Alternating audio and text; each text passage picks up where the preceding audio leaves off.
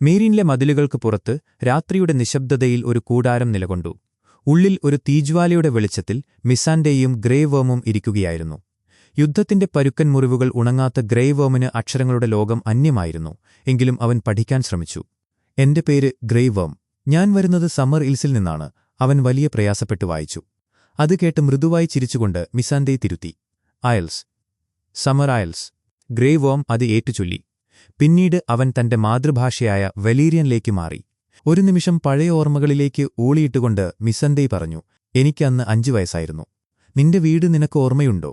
ഗ്രേവേം ചോദിച്ചു. ആ ചോദ്യം മിസാൻഡെയുടെ കണ്ണുകളിൽ നനവ് പടർത്തി. അവർ ഞങ്ങളെ തീരത്തുനിന്ന് തുഴഞ്ഞുമാറ്റിയത് എനിക്ക് ഓർമ്മയുണ്ട്. അവിടുത്തെ മണൽത്തരികൾക്ക് എന്തൊരു വെളുപ്പായിരുന്നു. മരങ്ങൾ, ആകാശം മുട്ടെ വളർന്നു നിന്നിരുന്നു. എന്റെ ഗ്രാമം കത്തിയെരിയുന്നതും ഞാൻ ഓർക്കുന്നു. ആകാശത്തേക്ക് ഉയരുന്ന പുകച്ചുരുളുകൾ. നിനക്ക് നിന്റെ വീട് ഓർമ്മയുണ്ടോ? ഗ്രേവേം തല കുലുക്കി. അൺസലീഡ്. എന്നും അൺസലീഡ് മാത്രം. അതിനു മുൻപുള്ളതൊന്നും ഓർമ്മയില്ല. അത് സത്യമല്ല, മിസാൻഡെ പറഞ്ഞു. ഒരുപക്ഷെ എന്നെങ്കിലും നീ സമ്മർ ഐൽസിലേക്ക് തിരിച്ചുപോയേക്കാം. പക്ഷേ ഗ്രേവേമിന്റെ മുഖത്ത് കഠിനമായൊരു ഭാവം നിഴലിച്ചു. എനിക്ക് തിരിച്ചുപോകേണ്ട. അവൻ വലീരിയനിൽ തുടർന്നു. Kill the masters. ആ വാക്കുകൾ ഒരു പ്രതിജ്ഞ പോലെ മിസാൻഡെയും ഏറ്റുചൊല്ലി. Kill the masters. അവരുടെ സംഭാഷണത്തിനിടയിലേക്ക് ഡെനേറീസും ബാരിസ്റ്റാൻ സെൽമിയും കടന്നുവന്നു. അവരെ കണ്ടയുടൻ ഇരുവരും എഴുന്നേറ്റുനിന്നു. പഠനം എങ്ങനെ പോകുന്നു? ഡെനേറിസ് ചോദിച്ചു. വളരെ നന്നായി യുവറാണി, മിസാൻഡെ മറുപടി നൽകി. ഇനി ബാക്കി പിന്നീടാകാം. സമയമായി, ഡെനേറിസ് ഓർമ്മിപ്പിച്ചു. അവർ പുറത്തേക്ക് നടന്നു. പിന്നാലെ ഗ്രേവേമും. മീരീൻ നഗരത്തിനു മുകളിൽ ആകാശം ഇരുണ്ടുനിന്നു. താഴെ പാറക്കെട്ടുകൾക്കിടയിലൂടെ അൺസുലീഡ് പടയാളികൾ നിശബ്ദരായി നീങ്ങി. കല്ലുകൾക്കിടയിലെ ഒരു രഹസ്യവാതിൽ അവർ ബലമായി തുറന്നു. ഗ്രേവേമും മറ്റ് അൺസുലീഡ് പടയാളികളും പന്തങ്ങൾ കൊളുത്തി മലിനജലം ഒഴുകുന്ന അഴുക്കുചാലുകളിലൂടെ നഗരത്തിനുള്ളിലേക്ക് നുഴഞ്ഞുകയറി. അടിമകളുടെ വാസസ്ഥലത്ത് 100 കണക്കിന് അടിമകൾ ഒത്തുകൂടിയിരുന്നു. അവരുടെ മുഖങ്ങളിൽ ഭയവും പ്രതീക്ഷയും ഇടകലർന്നു നിന്നു. മോസിഡോർ ആവേശത്തോടെ പറഞ്ഞു, നിങ്ങൾ അവൾ പറഞ്ഞത് കേട്ടില്ലേ? നമ്മളെ മോചിപ്പിക്കാനാണ് അവൾ വന്നത്. പക്ഷേ പ്രായം ചെന്ന ഒരടിമ അത് തള്ളിപ്പറഞ്ഞു. നീയൊരു വിഡ്ഢിയാണ്. യജമാനന്മാർ വളരെ ശക്തരാണ്. അവൾ നമ്മളെ സംരക്ഷിക്കും. അവൾ യജമാനന്മാരുടെ ചാമ്പ്യനെ തോൽപ്പിച്ചതാണ്, മോസഡോർ തറപ്പിച്ചു പറഞ്ഞു. അവൾക്ക് വലിയൊരു സൈന്യമുണ്ട്. ശിഷ്ടകാലം ചങ്ങലകളിൽ കിടക്കാൻ നിങ്ങൾ ആഗ്രഹിക്കുന്നുണ്ടോ? മോസഡോർ ചുറ്റുമുള്ളവരെ നോക്കി ചോദിച്ചു. മറ്റൊരു അടിമ ഭയത്തോടെ പറഞ്ഞു, എനിക്ക് ജീവിക്കണം. ആ കുട്ടികളോട് അവർ ചെയ്തത് നീ കണ്ടതല്ലേ? നമ്മളോടവർ എന്താകും ചെയ്യുക? വൃദ്ധനായ അടിമ പറഞ്ഞു, ഞാൻ 2 അടിമകലാപങ്ങൾ കണ്ടിട്ടുണ്ട്. അവയെല്ലാം അവസാനിക്കുന്നത് ഒരേപോലെയാണ്. യജമാനന്മാർ അധികാരത്തിലും അടിമകൾ മരണത്തിലും. പെട്ടെന്നാണ് ഇരുളിൽ നിന്ന് ഗ്രേവേമും അൺസലീഡ് പടയാളികളും അവിടേക്ക് കടന്നുവന്നത്. അടിമകൾ ഞെട്ടിത്തെരിച്ചു. എല്ലാ മനുഷ്യരും മരിക്കണം, ഗ്രേവേം വലീരിയനിൽ പ്രഖ്യാപിച്ചു. വൃദ്ധനായ അടിമയും മോസഡോറും എഴുന്നേറ്റു. ഗ്രേവേം തുടർന്നു, പക്ഷേ ഞാൻ വാക്ക് തരുന്നു. ചങ്ങലകളിൽ കിടന്നുള്ള ഒരു ആയുഷ്കാലത്തേക്കാൾ വിലയുണ്ട് സ്വാതന്ത്ര്യത്തിന്റെ ഒരു ദിവസത്തിന്. നീ ആരാണ്? വൃദ്ധൻ ചോദിച്ചു. എന്നെ ഗ്രേവേം എന്ന് വിളിക്കുന്നു. ആസ്റ്റാപോറിലെ യജമാനന്മാർ എന്നെ കുട്ടിയായിരുന്നപ്പോൾ എടുത്തുകൊണ്ടുപോയി ഒരു അൺസലീഡായി വളർത്തി. ഇപ്പോൾ ഞാൻ ഡെനേറിസിനു വേണ്ടി പോരാടുന്നു, ഡ്രാഗണുകളുടെ മാതാവും ചങ്ങലകൾ തകർക്കുന്നവളും. വൃദ്ധൻ അത്ഭുതത്തോടെ നോക്കി. നീ ഒരു അൺസലീഡാണോ? നടക്കാൻ പഠിക്കുന്നതിനു മുൻപേ നിങ്ങളെ യുദ്ധം ചെയ്യാൻ പഠിപ്പിക്കുന്നു. ഞങ്ങൾ പടയാളികളല്ല. ഞങ്ങൾക്ക് പരിശീലനമില്ല, ആയുധങ്ങളില്ല, മറ്റൊരാൾ പറഞ്ഞു. ഗ്രേവേമും മറ്റ് അൺസൊലീഡും തങ്ങളുടെ തോളിൽ കിടന്ന ഭാണ്ഡങ്ങൾ അഴിച്ചു. വാളുകളും ആയുധങ്ങളും നിലത്തു വീണു. അടിമകൾ അത്ഭുതത്തോടെ അവ എടുത്തുനോക്കി.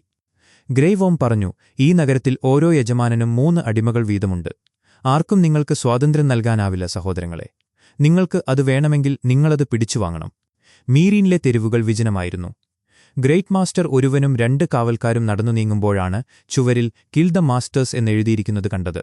അയാൾ ഭയത്തോടെ മുകളിലെ ഗോപുരത്തിലേക്ക് നോക്കി. അവിടെ ടാർഗാരിയൻ കൊടി പറക്കുന്നുണ്ടായിരുന്നു. പെട്ടെന്ന് ഇരുളിൽ നിന്ന് അടിമകളുടെ ഒരു കൂട്ടം അവർക്ക് നേരെ പാഞ്ഞെടുത്തു. കാവൽക്കാർ ഓടിപ്പോയി. ഗ്രേറ്റ് മാസ്റ്റർ രക്ഷപ്പെടാൻ ശ്രമിച്ചെങ്കിലും ഓരോ മൂലയിൽ നിന്നും അടിമകൾ ഒഴുകിയെത്തി. അവർ അയാളെ വളഞ്ഞു. നേരം പുലർന്നപ്പോൾ ഡെനേറീസ് ആഹ്ലാദിക്കുന്ന ജനക്കൂട്ടത്തിന് നടുവിലൂടെ നടന്നു. കുട്ടികൾ അവളെ തൊടാൻ തിക്കിത്തിരക്കി. ഡെനേറീസ്, ജോറ, ബാരിസ്റ്റാൻ സെൽമി എന്നിവർ കുന്നിൻമുകളിലെത്തി ഗ്രേവേമിന് ഒപ്പം ചേർന്നു. സർ ജോറ, എത്ര കുട്ടികളെയാണ് ഗ്രേറ്റ് മാസ്റ്റേഴ്സ് വഴിയിലെ തൂണുകളിൽ തറച്ചുവച്ചത്? ഡെനേറീസ് ചോദിച്ചു. 163, ജോറഹ് മറുപടി നൽകി. അതെ, അത്രയും തന്നെ. ഡെനേറീസ് ഗ്രേവേമിനെ നോക്കി തലയാട്ടി. അവൻ ഉത്തരവ് നൽകിയതോടെ അൺസുലീഡ് പടയാളികൾ മുന്നോട്ട് നീങ്ങി.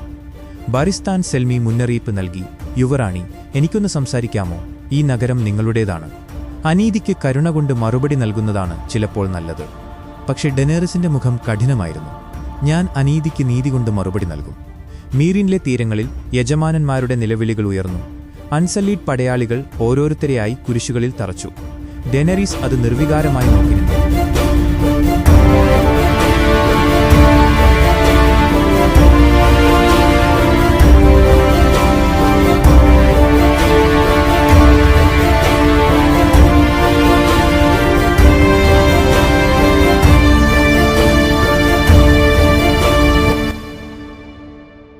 അങ്ങ് കിങ്സ് ലാൻഡിങ്ങിൽ കടൽത്തീരത്ത് ബ്രോണും ജൈമയും പരിശീലനത്തിലായിരുന്നു.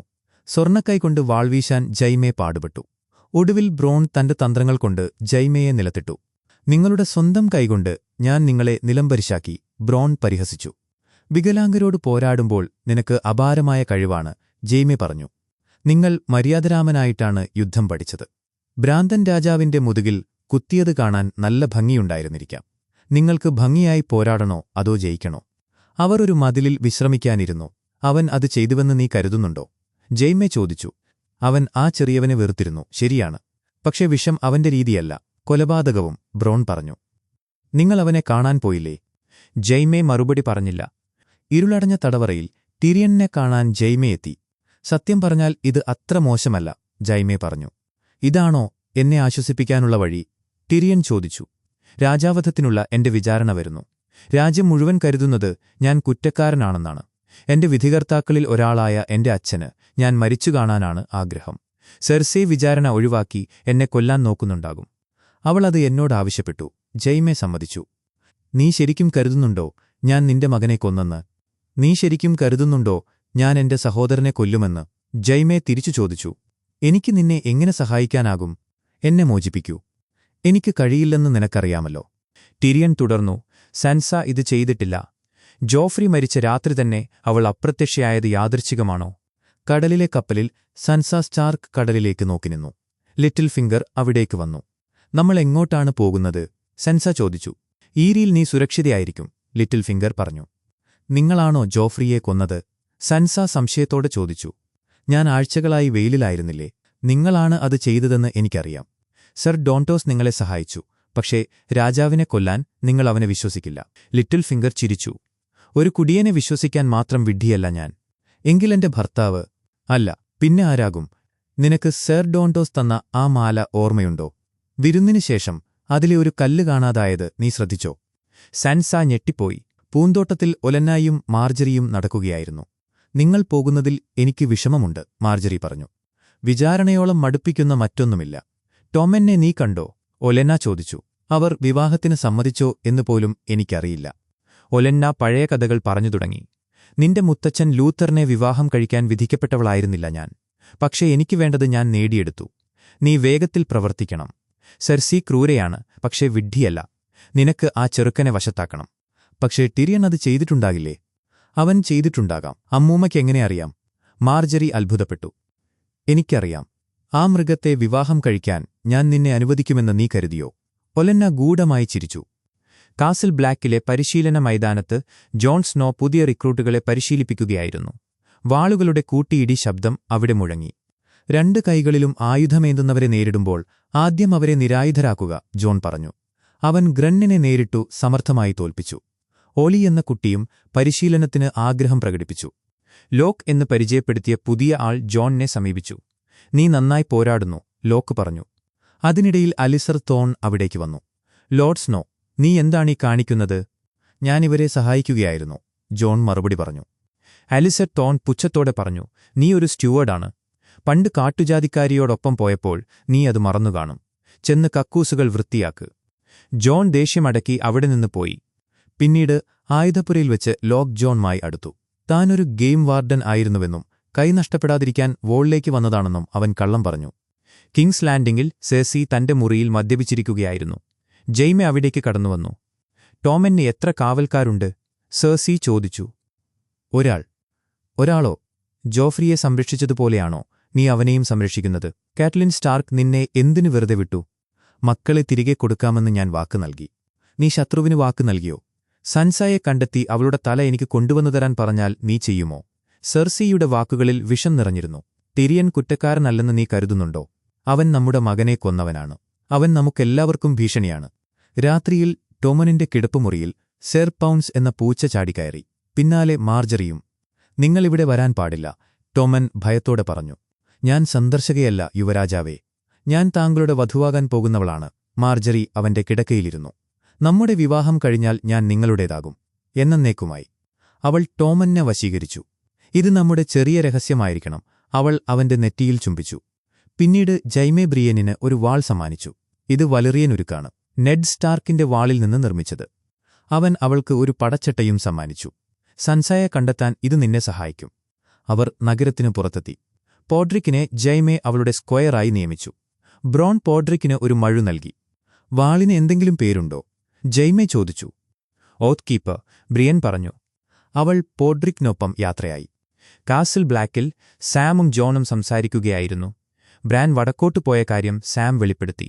ബ്രാൻ ഒരുപക്ഷെ ക്രാസ്റ്റേഴ്സ് കീപ്പിൽ എത്തിയിട്ടുണ്ടാകാമെന്ന് അവർ ഭയന്നു. ഭക്ഷണശാലയിൽ വെച്ച് ജോൺ വടക്കോട്ടു പോകാൻ സന്നദ്ധരായവരെ ക്ഷണിച്ചു. മോർമണ്ടിനെ കൊന്ന ചതിയന്മാരെ നമ്മൾ നേരിടണം. മാൻസ് റൈഡർ വരുന്നതിനു മുൻപ് അവരെ തീർക്കണം. ലോക്ക് ഉൾപ്പെടെയുള്ളവർ മുന്നോട്ടു വന്നു. ക്രാസ്റ്റേഴ്സ് കീപ്പിൽ കാൾ ടാനർ മനുഷ്യത്തലയോട്ടിൽ നിന്ന് വീഞ്ഞു കുടിക്കുകയായിരുന്നു. സ്ത്രീകൾ പീഡിപ്പിക്കപ്പെടുന്നതിന്റെ ശബ്ദം അവിടെ നിറഞ്ഞുനിന്നു. അവൻ റാസ്റ്റിനെ അപമാനിച്ചു. അപ്പോഴാണ് ഒരു സ്ത്രീ കുഞ്ഞിനെ കൊണ്ടുവന്നത്. ദൈവങ്ങൾക്കൊരു സമ്മാനം, സ്ത്രീകൾ മന്ത്രിച്ചു. കാൾ ടാനർ ആ കുഞ്ഞിനെ റാസ്റ്റിന്റെ കൈയിലേൽപ്പിച്ചു. ഇവനെ കാട്ടിലേക്ക് കൊണ്ടുപോ. റാസ്റ്റ് കുഞ്ഞിനെ മഞ്ഞിലുപേക്ഷിച്ചു. തിരികെ വരുമ്പോൾ ഗോസ്റ്റ് എന്ന ചെന്നായ അവനെ ഭയപ്പെടുത്തി. അതേസമയം ബ്രാൻ, മീര, ജോജൻ, ഹോഡോർ എന്നിവർ ആ നിലവിളി കേട്ടു. ബ്രാൻ സമറിന്റെ ശരീരത്തിലേക്ക് പ്രവേശിച്ചു. അവൻ ഗോസ്റ്റിനെ കൂട്ടിലടച്ചതായി കണ്ടു. പക്ഷെ ബ്രാൻ ഉണർന്നപ്പോഴേക്കും അവർ പിടിക്കപ്പെട്ടിരുന്നു. തടവുകാരായി പിടിക്കപ്പെട്ട അവരെ കാൾ ടാനർ ചോദ്യം ചെയ്തു. മീരയെ അവൻ ഉപദ്രവിക്കാൻ തുടങ്ങിയപ്പോൾ ബ്രാൻ വിളിച്ചു പറഞ്ഞു, ഞാൻ ബ്രാൻഡൻ സ്റ്റാർക്കാണ്, വിന്റർഫെല്ലെ ബ്രാൻഡൻ സ്റ്റാർക്ക്. അത് കേട്ട് കാൾ ടാനർ അത്ഭുതപ്പെട്ടു. അകലെ മഞ്ഞുവീഴുന്ന ശൂന്യതയിൽ ഒരു വൈറ്റ് വോക്കർ കുതിരപ്പുറത്ത് വന്നെത്തി. അവൻ റാസ്റ്റ് ഉപേക്ഷിച്ച കുഞ്ഞിനെ എടുത്തു. മരവിച്ച ഒരു തടാകത്തിന് നടുവിലെ സ്ഫടികതുല്യമായ അൾത്താരയിൽ അവൻ കുഞ്ഞിനെ കിടത്തി. നൈറ്റ് കിങ് അവിടേക്ക് നടന്നെടുത്തു. അവൻ തന്റെ നീണ്ട നഖം കൊണ്ട് കുഞ്ഞിന്റെ മുഖത്ത് തൊട്ടു. ആ നിമിഷം കുഞ്ഞിന്റെ കണ്ണുകൾ നീലനിറത്തിൽ തുറച്ചുനോക്കി. ശീതകാലത്തിന്റെ മരവിപ്പിക്കുന്ന നോട്ടം. എപ്പിസോഡ് അവസാനിക്കുന്നു. ഗെയിം ഓഫ് ത്രോൺസിന്റെ ബാക്കി എപ്പിസോഡുകൾ മിസ്സാവാതിരിക്കാൻ ഇപ്പോൾ തന്നെ ചാനൽ സബ്സ്ക്രൈബ് ചെയ്യുക. Thank you so much.